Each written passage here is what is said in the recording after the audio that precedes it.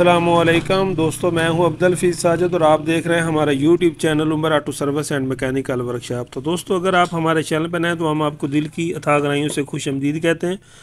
साथ ही आपसे रिक्वेस्ट करते हैं कि अगर आपने अभी तक हमारे चैनल को सब्सक्राइब नहीं किया तो उसे ज़रूर सब्सक्राइब करें, लाइक करें, वीडियो अच्छी लगे तो उसको ज़रूर शेयर किया करें।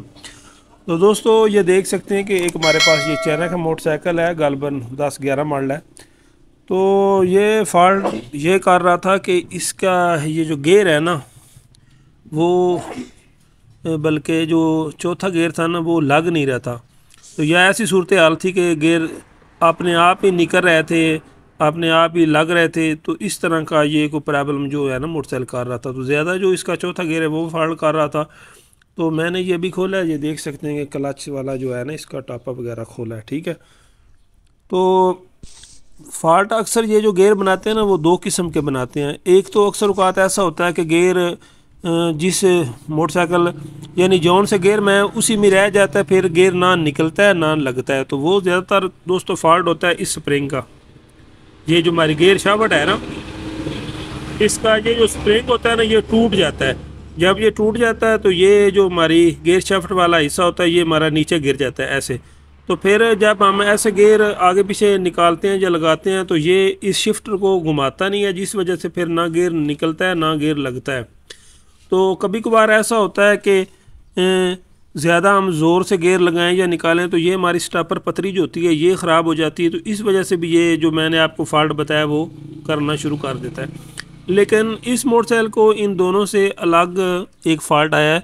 तो वो क्या फ़ॉल्ट है वो भी आपको बताता हूँ। ये हमारी गेयर शिफ्टर के ऊपर होती है पतरी, इसको अक्सर भाई फूल पतरी भी बोलते हैं, तो मुख्तलिफ इसके नाम होते हैं।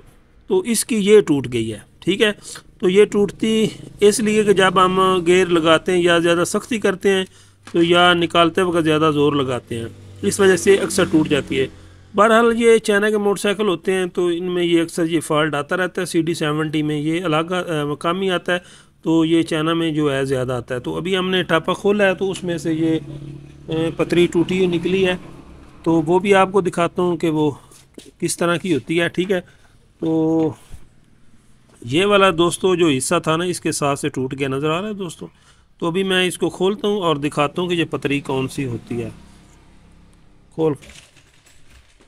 तो दोस्तों, ये यहाँ से जो है हमारा ये आप कह सकते हैं कि एक नक्का सा जो है वो टूट गया, नज़र आ रहा है दोस्तों ये वाला।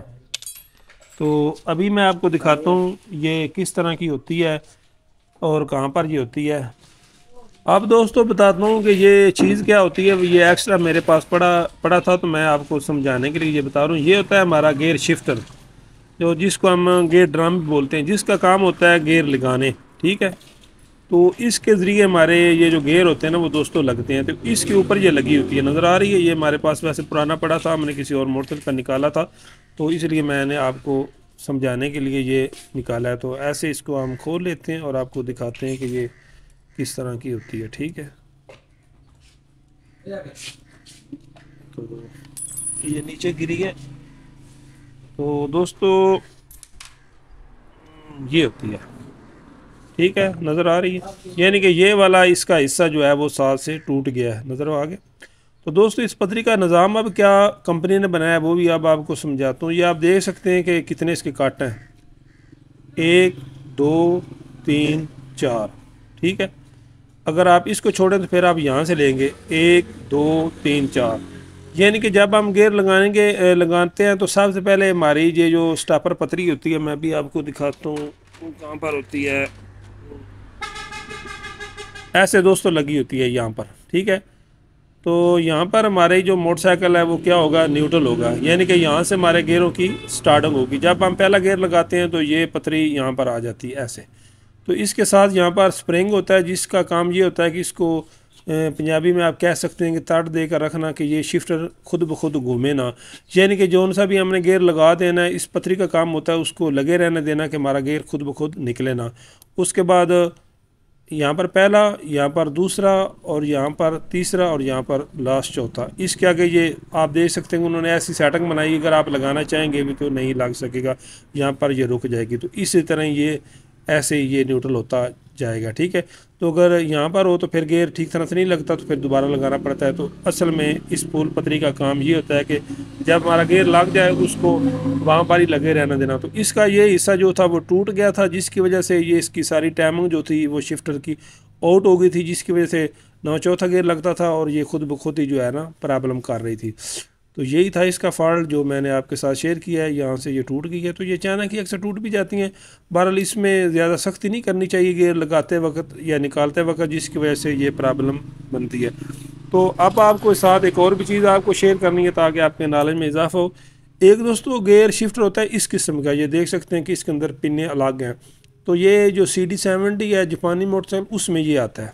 ठीक है, जितने भी CD70 ओरिजिनल जापानी है उनमें ये शिफ्टर ही कंपनी जो है वो इस्तेमाल कर रही है। ठीक है, एक गेयर शिफ्टर दूसरा होता है, वो भी आपको अभी दिखाता हूँ, ये वाला।